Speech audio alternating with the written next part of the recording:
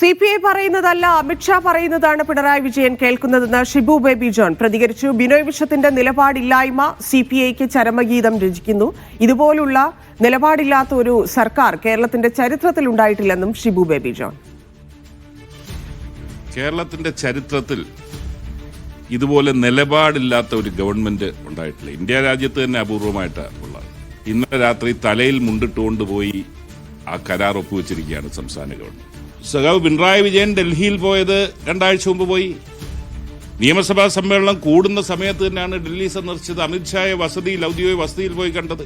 അമിത്ഷാ പറയുന്നതാണോ നടപ്പിലാക്കേണ്ടത്, ബിനോയ് പറയുന്നതാണോ നടപ്പിലാക്കേണ്ടത് എന്ന ചോദ്യം വന്നാൽ അമിത്ഷാ പറയുന്നതേ സഖാവ് പിണറായി വിജയന് നടപ്പിലാക്കാൻ സാധിക്കത്തുള്ളൂ.